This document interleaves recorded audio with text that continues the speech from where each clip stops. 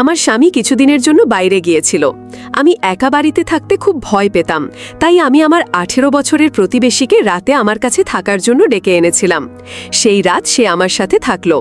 রাতের বেলা যখন লাইট নিভে গেল, সে আমাকে তার কম্বলে টেনে নিল। যদিও সে 18 বছরের, তবুও সে আমাকে সান্ত্বনা দিল।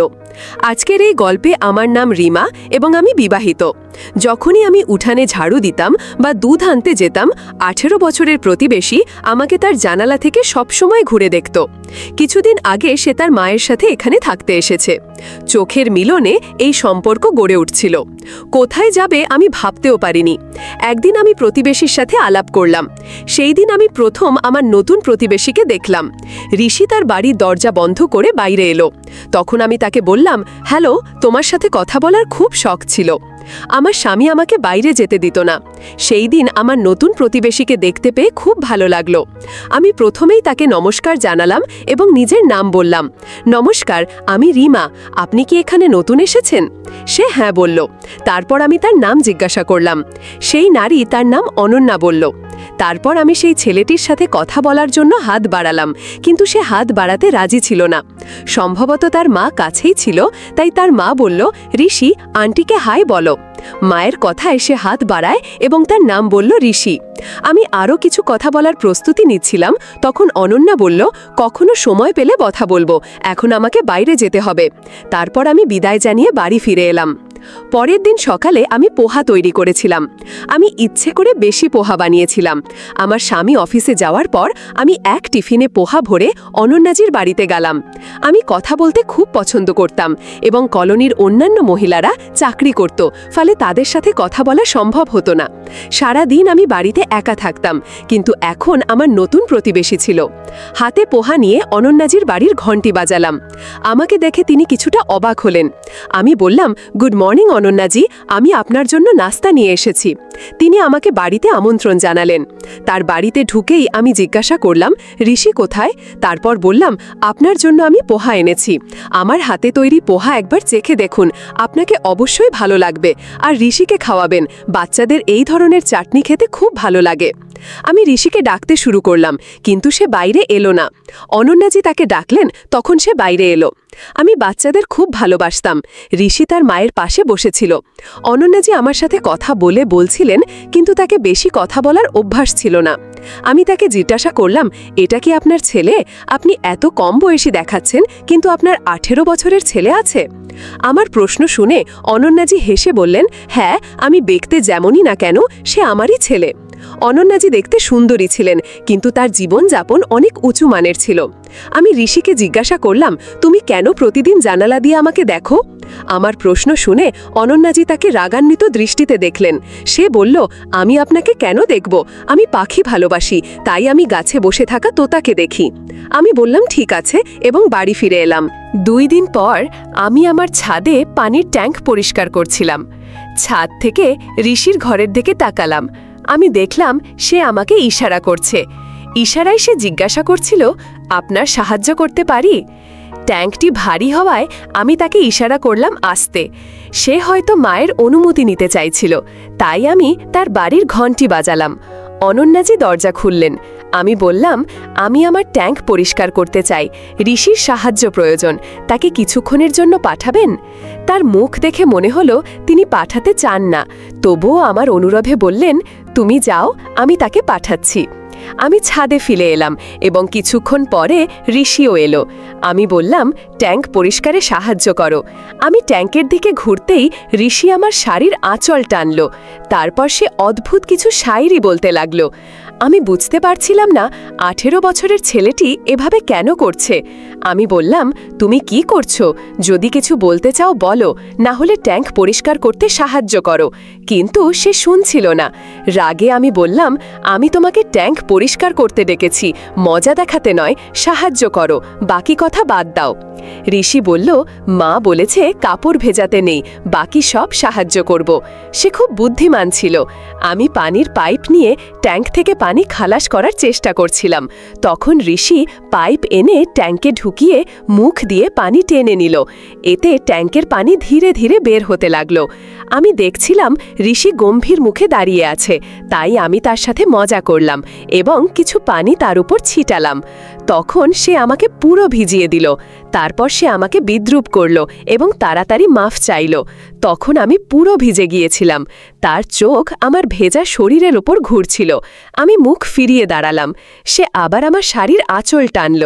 আমি তাকাতেই সে ইশারায় বলল, তুমি খুব সুন্দর দেখাচ্ছ। আমরা কয়েকদিন ধরে একে অপরকে চিনতাম, কিন্তু আজ সে আমাকে সুন্দর বলছিল। ট্যাঙ্ক পরিষ্কার করার পর আমি তাকে সাথে নিয়ে নিচে এলাম। আমি তাকে ভিজিয়ে দিয়েছিলাম। তার মা তাকে ভেজা কাপড়ে দেখলে আমাকে দোষ দিত, তাই আমি তার ভেজা চুল মুছাতে লাগলাম। সে সোফায় বসেছিল আর আমি তার চুল মুছছিলাম। হঠাৎ আমি তার হাতের স্পর্শ আমার নাভিতে অনুভব করলাম এবং তাড়াতাড়ি সরে গেলাম। আমি বললাম, ঋষি, তুমি কি করছিলে? ঋষি বলল, আমি আপনার হাত ধরতে চাচ্ছিলাম, কিন্তু ভুলে নাভিতে চলে গিয়েছে। সরি, ভুল হয়ে গেছে। আমি ভুল বুঝে তাকে ক্ষমা করে দিলাম। ঋষি বলল, আপনি কত ভালো। যদি পুরো দিন আপনার সাথে কাটাতে পারতাম তাহলে কত মজা হতো। আমি তার কথাকে মজা মনে করলাম। স্বামীর আচরণ আমি বুঝতে পারছিলাম না। সেদিন রাতে আমি আমার স্বামী রোহিতকে সাদাসিধেভাবে বললাম, রোহিত, তুমি তো কখনো আমার সাথে কথা বলো না। সারাদিন বাড়িতে একা থাকি, খুবই বিরক্ত লাগে। চলো না কয়েকদিনের জন্য কোথাও ঘুরতে যাই। আমার কথা শুনেই রোহিত চেঁচিয়ে উঠল, তোমার তো বাড়িতে বসে থাকা ছাড়া আর কোনো কাজ নেই। সারাদিন বাড়িতে বসে খাওয়া দাওয়া করো আর বলো যে বিরক্ত লাগছে, কিন্তু আমার অনেক কাজ থাকে। তোমার সাথে কথা বলার বা তোমাকে কোথাও নিয়ে যাওয়ার কোনো সময় নেই।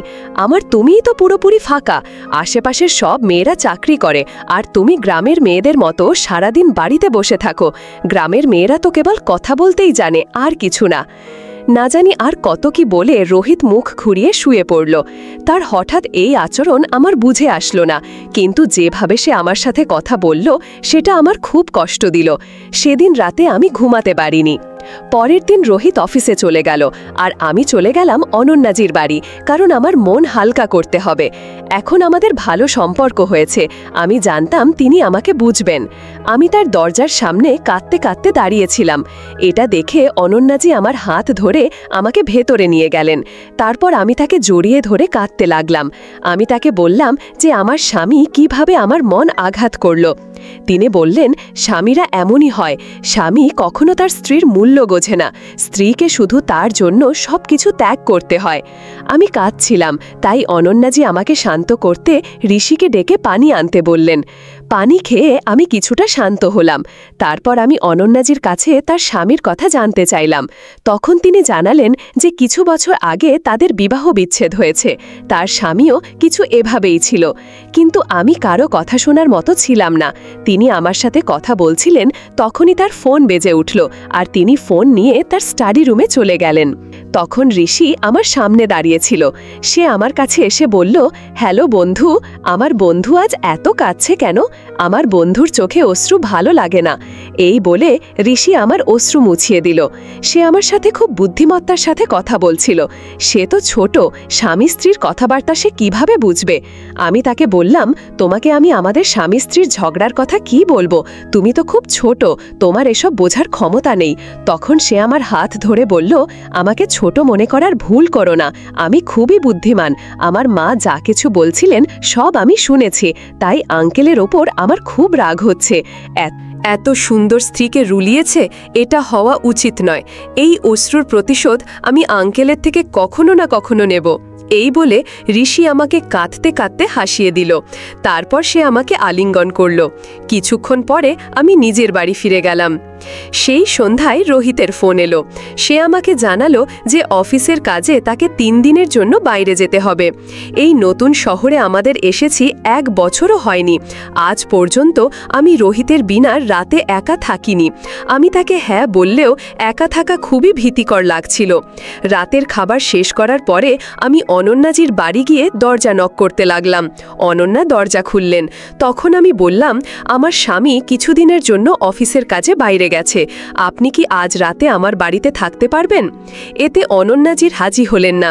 তিনি বললেন, আমার শোবার ঘর ছাড়া অন্য কোথাও আমার ঘুম আসে না। আমি সেখানে যেতে পারবো না, কিন্তু তুমি যদি চাও তাহলে আমার সাথে আমার ঘরে থাকতে পারো। তখন আমি আমার বাড়ি লক করে অনন্যাজির বাড়িতে চলে গেলাম। যখন আমি তার ঘরে গেলাম তখন সেখানে এসি খুব জোরে চলছিল। অনন্যাজি গত 1 ঘন্টা ধরে তার ঘরে এসি চালু রেখেছিলেন। এসির ঠান্ডা হাওয়ায় আমার খুব ঠান্ডা লাগছিল। আমি অনন্যাজিকে বললাম, এসি চালু থাকায় আমার ঘুম আসছে না, আমি বাইরে গিয়ে ঘুমাই। তারপর আমি হল রুমে চলে গেলাম। কিছুক্ষণ পরে ঋষি হলে এলো। তারপর সে আমাকে তার ঘরে নিয়ে গেল। আমি ভাবলাম যে সে হয়তো আমার সাথে কিছু বলতে চায়, তাই সে আমাকে তার ঘরে নিয়ে গেল। আমি তাকে জিজ্ঞাসা করলাম, তুমি আমাকে এখানে কেন নিয়ে এসেছো?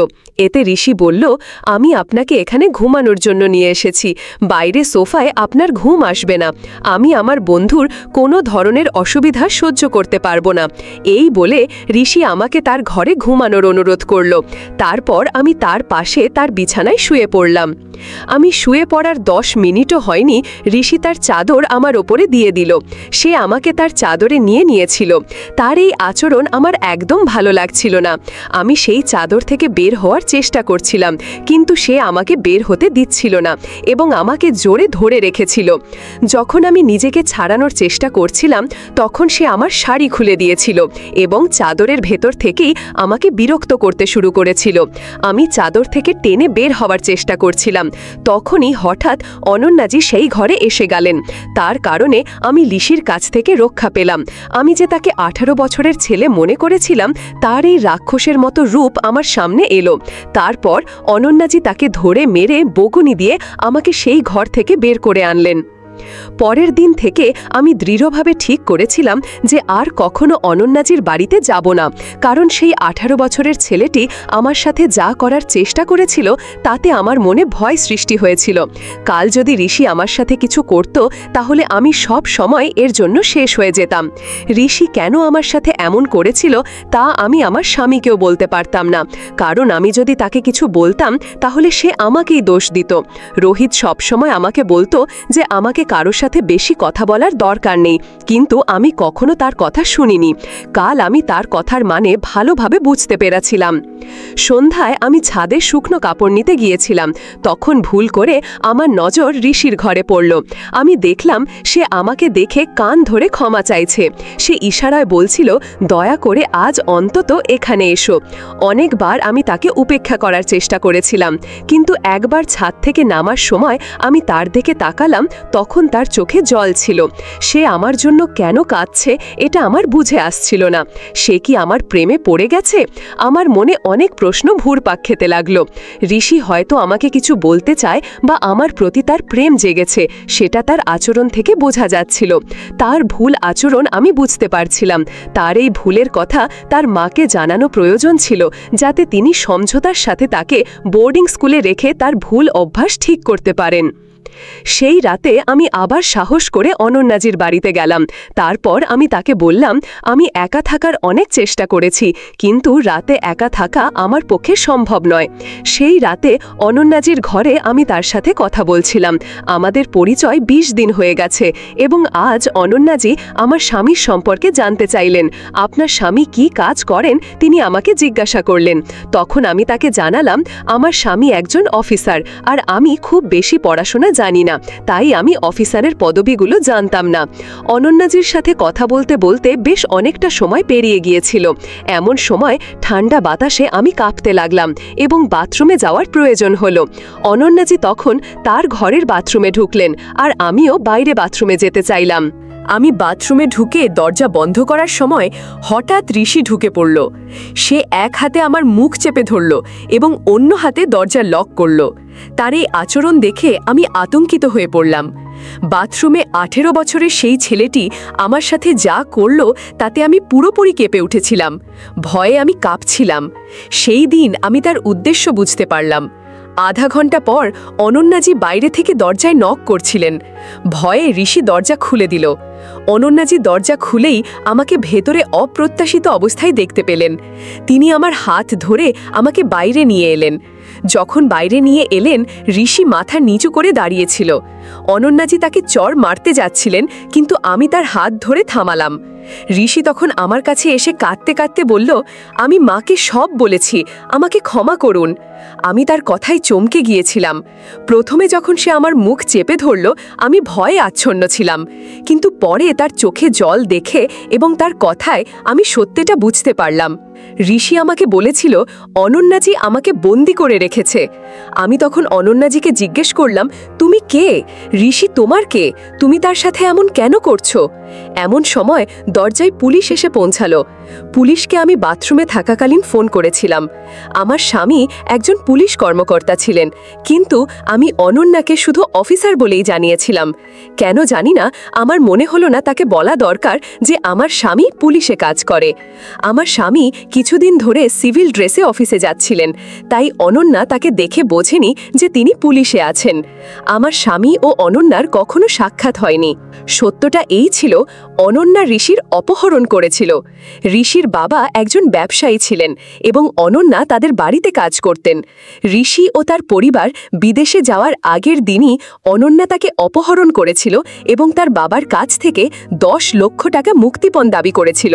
সেই টাকা না পাওয়া পর্যন্ত সে ঋষিকে মানসিকভাবে নির্যাতন করছিল। পুলিশ তাকে গ্রেফতার করল। এরপর আমি ঋষিকে জিজ্ঞেস করলাম, ঋষি, আমাদের প্রথম সাক্ষাতে তুমি এসব কথা আমাকে বলতে পারতে, তুমি কেন কিছুই বললে না? তখন ঋষি বলল, অনন্যাজির আমার ওপর করা নজর ছিল। সে আমার ঘরেও ক্যামেরা লাগিয়ে রেখেছিল। শুধু তাই নয়, সে সব সময় মোবাইলের রেকর্ডিং চালু করে আমার পকেটে রেখে দিত, যাতে আমি কার সাথে কি কথা বলি সেটা সে জানতে পারে। সে আমাকে বহুবার প্রাণে মারার ভয় দেখিয়েছে, তাই আমি সব সময় তার ভয় থাকতাম। যখন আমি আপনাকে দেখলাম, তখন আমাকে সাহায্যের একটা আশা জাগলো। আমি ভেবেছিলাম আপনি আমার কিছুটা সাহায্য করতে পারবেন, এবং আজ আপনার জন্যই আমার জীবন বাঁচল। আমার শাড়ির আঁচল টানার থেকে আমাকে তার কম্বলের মধ্যে টানার পর্যন্ত সব ঘটনার কারণ আমি এখন বুঝতে পারছিলাম। অনন্যাজির করা নজরের কারণে সে কিছুই বলতে পারছিল না। অবশেষে বাথরুমে সুযোগ পেয়ে সে আমাকে সব সত্যি কথা বলল। পরের দিন আমার স্বামী তার কাছ থেকে ফিরে এলো। এসেই আমাকে জড়িয়ে ধরে বলল, আর রিমা, আমাকে ক্ষমা করে দাও। কিছুদিন আগে আমি তোমাকে বিনা কারণে কিছু বলেছিলাম, কিন্তু তুমি তো খুবই বুদ্ধিমতী। তোমার বুদ্ধিমত্তার আমি খেয়াল করিনি এবং আমি তোমাকে বিনা কারণে কিছু বলেছি। আমি গত কিছুদিন ধরে একটা কেসের কারণে খুবই চাপের মধ্যে ছিলাম, এবং সেই কেস ছিল এক ব্যবসায়ীর ছেলের অপহরণের কেস। গতকাল একজন অফিসারের স্ত্রী, মানে তুমি, সেই কেস সমাধান করেছ। আমাদের ডিপার্টমেন্টে কয়েক দিনের মধ্যে তোমাকে সম্মাননা দেওয়ার সিদ্ধান্ত নিয়েছে।